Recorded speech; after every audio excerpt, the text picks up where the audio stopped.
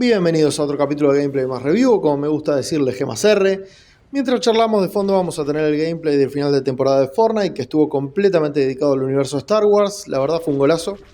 Una temporada corta, dinámica, con contenido nuevo casi todas las semanas que se iban separando por capítulos. Tuvo skins de las pelis, tuvo skins de las series, tuvo skins incluso originales de esas que Fortnite usa y que utiliza para mezclar personajes de su saga con personajes de otras sagas. La verdad que contaron una historia más allá de limitarse a solamente meter skins. Tuvimos de todo. Tuvimos desde ataques de Star Destroyers que podías manejar, sables láser, misiones Jedi, misiones Sith, skins como la de Mace Windu o Darth Maul, que ya era vieja, pero en realidad la más polémica o espectacular me parece que fue la de el Jar Jar Binks oscuro, o la de Rey Oscura, que también esa me terminó gustando bastante. Y realmente se sintió todo muy conectado a la saga, así que ojalá el próximo 4 de mayo traigan más de esa magia. Pero como lo que hacemos acá no es hacer solo review de videojuegos, sino de cómics, vamos a hablar del volumen 2 de Star Wars de Marvel, que arrancó por 2015, ya estamos casi por cumplir los 10 años. Este volumen marcó el regreso de la franquicia a la editorial después de décadas. Para los que no sabían, Star Wars ya había tenido cómics en Marvel a fines de los 70, principios de los 80, justo cuando salió el episodio 4. Con la compra de Lucasfilm por parte de Disney y su fusión con Marvel en 2015, deciden relanzar todo otra vez, pero ahora con una diferencia. Todo lo que se publique desde entonces hasta ahora va a ser canon, de forma que todo lo que aparezca en cómics esta vez va a ser parte del universo extendido de Star Wars. Todo el material anterior, desde que Marvel de los 80 publicó cosas, sumado a todo lo que publicó Dark Horse entre los 90 y los 2000, va a pasar a ser conocido como Star Wars Legends y van a ser historias oficiales, sí, del universo Star Wars, pero no canónicas. Todo lo que pasa en esas historias puede o no volver a aparecer en las sagas nuevas. Con esta jugada lo que intentan fue crear un universo coherente que se mantenga firme entre películas, series, videojuegos, cómics, novelas. A veces lo logran, otras no tanto, pero bueno, la apuesta es ambiciosa y el intento es bastante interesante. Hoy por hoy me voy a centrar en los primeros 2 tomos que recopilan los 12 números de esta serie iniciales. Depende de cómo lo consigan, pueden venir en 2 partes o en un solo libro, o si no, como siempre, la típica grapa suelta de 12 numeritos. La serie va a continuar después de estos 12 números con 75 números en total. Mucho tie-in, mucho crossover con otras series del momento, como Vader, como historias sueltas de Yoda. De hecho, los números 13 y 14 de esta saga se conectan directamente con los números 15 y 16 de la serie de Darth Vader, formando una miniserie en paralelo. Es el primer crossover entre series de Star Wars en cómics. No solo se va a cruzar con Vader, más adelante va a aparecer cruces con la Doctora Aphra, Poe Dameron y todos los personajes del canon nuevo. Marvel se va a encargar de entrelazar todo más o menos como hizo el MCU, pero en papel. La historia se ubica muy poquito después del episodio 4, literalmente son semanas después de la destrucción de la primera estrella de la muerte. Vader, obsesionado con descubrir quién destruyó la estación espacial, mientras que los héroes de siempre, Luke, Leia, Han, Chewie, R2 y Tripio, se infiltran en una base imperial, como siempre para sabotear algo que tiene que ver con tirar abajo al imperio. Y lo que no saben es que Vader también está llegando, así que se genera el primer enfrentamiento entre todos los personajes. Nunca llegan a cruzarse y a hablar demasiado, como para no manchar el canon de las películas, pero sí tienen enfrentamientos al estilo de Han Solo maneja un AT-AT y trata de pisar a Vader, Vader tira el AT-AT con la fuerza, pero no llegan a relacionarse lo suficiente como para que genere algo en el canon. El arte del primer tomo está a cargo de John Cassaday, un tipo que ya había brillado en títulos como Planetary y X-Men de Joss Whedon. Para mí un grosso, a mí me encanta lo que hace. El guión lo escribe Jason Aaron, casi de todo el run de 75 números. Es uno de los escritores más sólidos de Marvel. Estuvo a cargo de la serie hasta bien entrado el 37 más o menos. Y después volvió y apareció ahora para festejar los 10 años. Pero generalmente el guionista principal de la saga era él. El segundo arco ya lo toma Stuart Timonen, que a mí me encanta por su trabajo en Fantastic Four. Para mí la rompe, es un grosso. Tiene algunas cosas de cuando recién empezó también en DC. A mí la verdad que es uno de mis favoritos.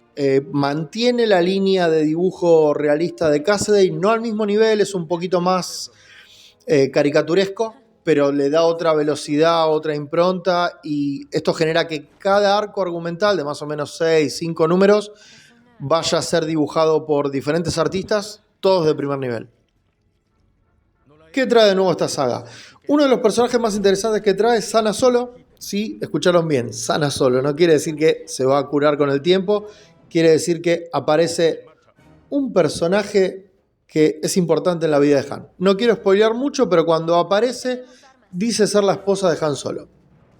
Esto genera una tensión con Leia, una especie de no quiero decir comedia romántica, pero sí genera estas peleitas entre ellos de no, nos gustamos, pero no lo queremos decir. Ella es afroamericana, le da un poco de diversidad al cast. Se siente bastante como Lando, no porque sea afroamericana, pero en el estilo de rebelde y tramposa y del mundillo que recorre Han. Otro de los personajes que para mí es el más interesante, yo ya lo había visto, esto es a título personal, me había comprado el muñequito de Lego sin saber quién era, es el Sargento Krill.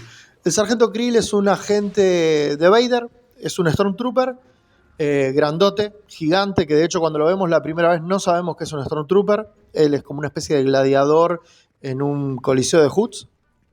Y lo que tiene de interesante es que es bueno manejando sables láser, no es un Jedi, tiene un poquito de conexión con la fuerza, parecería ser, por cómo habla con Vader o por cómo habla con Luke, pero en realidad es un Stormtrooper que sabe manejar sables láser y que es gigante y que es casi el enemigo principal, que no es Vader, dentro de los 75 números, aparece varias veces y es el enemigo principal de Luke dentro de esta saga.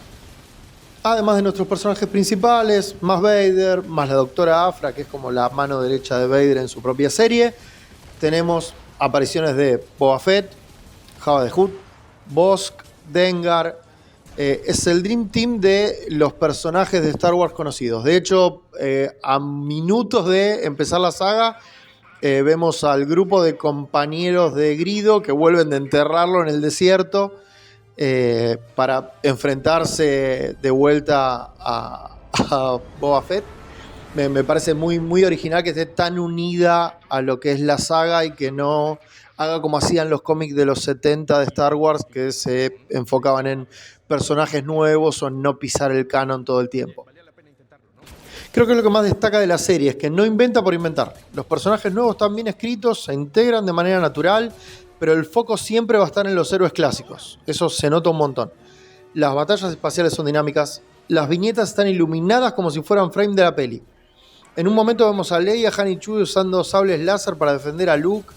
Tiene desde fanservice hasta frases icónicas, todos a pedir de boca, por lo menos garantizado uno por episodio. Por cada issue tenés un momentito que te recuerda un montón a la peli original o a algo clásico de la saga.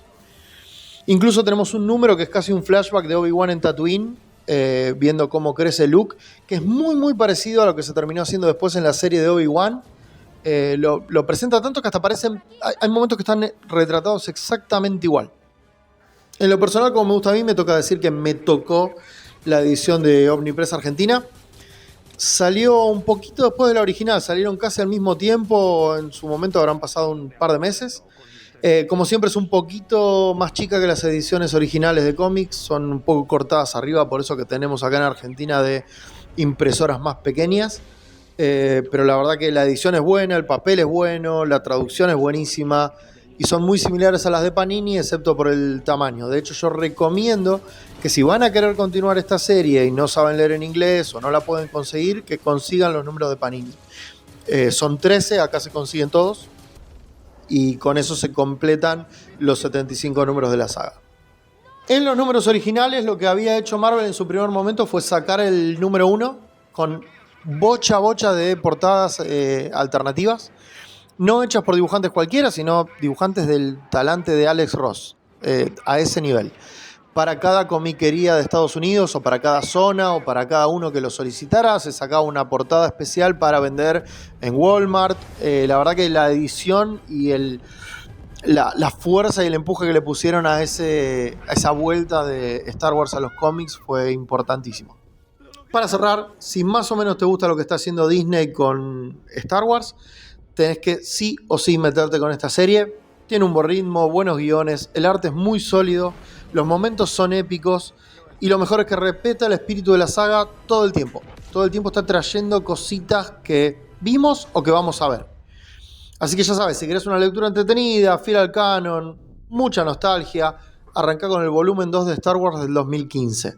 Recordá seguirnos, compartir Gemas R, por favor, el Fandom Fantasma. Y nos estamos escuchando. Abrazo grande y chau.